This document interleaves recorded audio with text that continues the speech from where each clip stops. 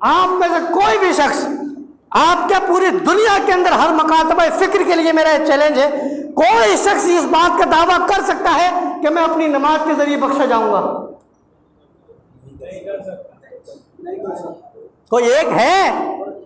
آپ کسی جو اپنی نمازوں کا دعویٰ کر رہے ہیں ان سے بھی پوچھ لینا،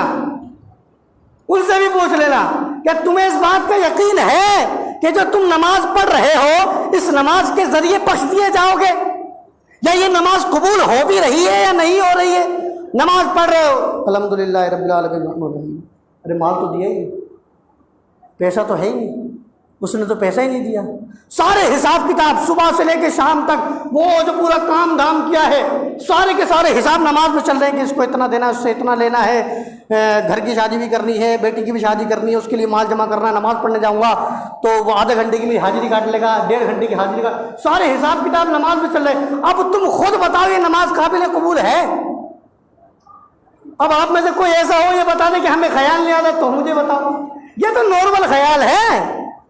اس سے تگڑے تگڑے خیال آتے ہیں، اتنے گندے کہ آپ بیان نہیں کر سکتے ہیں، ہمارے پاس آتے ہیں۔ ابھی میں نے ویڈیو بھی ایک ریکارڈ کروائی تھی، کسی نے سوال کیا ہم سے، امام صاحب گندے خیال آتے ہیں نماز کے اندر، کیا کروں، نماز ہوگی کہ نہیں ہوگی؟ شہید نے بتا دیا کہ بھائی گندے خیال چاہے کتنے بھی آئیں آپ کو نماز پڑھنی پڑھنی ہے، مکمل کرنی ہی کرنی ہے، وہ اللہ کی مرضی ہے قبول کرے نہ کرے، لیکن آپ کا یہ کام ہے کہ اس کو جھڑک کے آگے چل جائیں، یوں نہیں کہ مزے لیتے رہے اسی میں،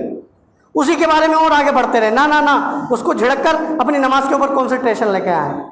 فوکس اپنی نماز کے اوپر لے کر آئیں، تب بات بنے گی، ایسا نہیں کہ اسی کے بارے میں سوچتے رہے اور سمجھتے رہے۔ تو حضرات محترم کہنے کا مطلب یہ ہے کہ کل قیامت کے اندر ہر ایک انسان اپنے نفسی کے اندر ہوگا، کل قیامت کے اندر جو بخشوانے والی ذات ہوگی،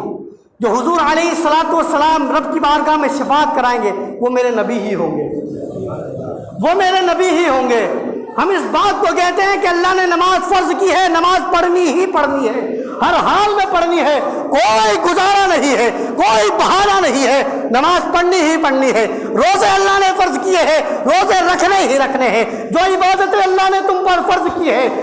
کرنی ہی کرنی ہے، اس میں کوئی کنسیشن نہیں ہو سکتا، اس میں کوئی گنجائش نہیں ہو سکتی ہے، لیکن یہ ساری کی ساری عقیدہ درست کرنے کے بعد ہے۔ حضور کو جو مردہ کہے ان کی نمازیں قبول نہیں ہو سکتی، حضور کو یہ کہے کہ معاذ اللہ علم غیب شیطان کا تو زیادہ ہے مگر حضور کا علم غیب نہیں ہے۔ اب آپ بتائیے جو لوگ یہ کہتے ہو کہ معاذ اللہ نبی کا علم غیب کچھ بھی نہیں ہے، شیطان کا علم غیب زیادہ ہے، تو آپ کیا کہو گے؟ وہ ایمان والے ہیں؟ وہ ہرگز ایمان والے نہیں ہو سکتے ہیں، وہ ہرگز ایمان والے نہیں ہو سکتے ہیں۔ یاد رکھنا جس کی محبت دل کے اندر آ جائے اس میں کوئی عیب نظر نہیں آتا ہے، کوئی عیب نظر نہیں آتا ہے۔ یہ محبت کی سب سے پہلی نشانی ہے کہ جس سے پیار ہو جائے، جس سے محبت ہو جائے، اگر وہ لنگڑی بھی ہے تو اس سے بڑھیا کوئی چال چلنے والی نظر نہیں آتی۔ اس کو کہتا ہے کہ یار کیا مٹک مٹک کے چل رہی ہے، تیری چال پہ تو میں قربان جاؤں۔ جو اندھی ہے اس کو دیکھ کر کہے گا واہ تیری ایک آنکھ پر تو میں قربان جاؤں، اگر خدا تجھے دوسری دیتا تھا تو میں مر ہی جاتا۔ عیب نظر نہیں آ رہا ہے، وہ اندھی ہے، کیوں؟ کیونکہ محبت ہے، محبت دل میں بسی ہوئی ہے۔ جب انسان کے دل میں محبت بس جائے اس میں عیب نظر آ ہی نہیں سکتا، یہ اصول ہے محبت کا۔ جب حضور سے محبت کر لی ہے تو پھر تم کیسے بدعقید و حضور میں عیب نکالنے لگ جاتے ہو، کیسے حضور کے اندر کمیاں نکالنے لگ جاتے ہو؟ یاد رکھنا ہمارا عقیدہ تو یہ ہے کہ انہیں جانا انہیں مانا، نہ رکھا غیر سے کام، للہ الحمد میں دنیا سے مسلمان گیا،